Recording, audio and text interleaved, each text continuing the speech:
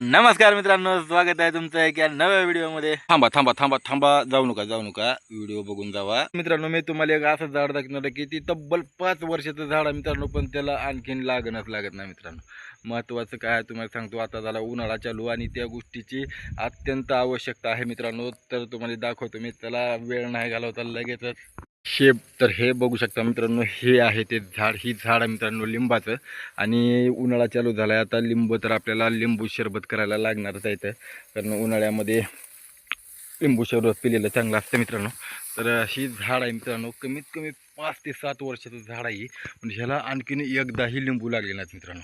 तर मला एवढंच म्हणायचं मित्रांनो, मला तुम्हाला एवढंच विचारायची, ह्याला काय केल्याच्या नंतर आपल्याला लिंब खायला भेटतील मित्रांनो. याचे मला तुमच्याकडून सजेशन पाहिजे मित्रांनो.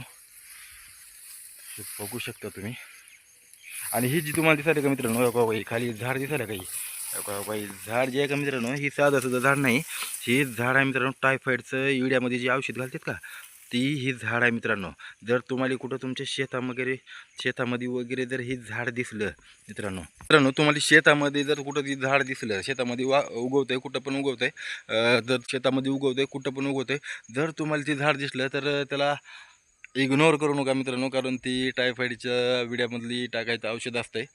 तुम्हाला जर माहीत नसेल तर कुणाला बी विचारा.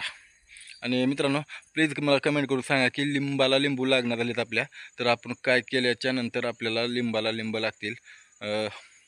तर ठीक आहे मित्रांनो, कसा वाटला व्हिडिओ कमेंट करून नक्की सांगा. आणि असेच नवनवीन व्हिडिओ पाहण्यासाठी आपल्या चॅनलला आत्ताच सबस्क्राईब करून ठेवा, कारण धमाकेदार व्हिडिओ आपण आपल्या चॅनलवरती इथून पुढे आणणार आहोत. ठीक आहे मित्रांनो, भेटूया नेक्स्ट व्हिडिओमध्ये. तोपर्यंत जय हिंद, जय महाराष्ट्र, हर हर महादेव.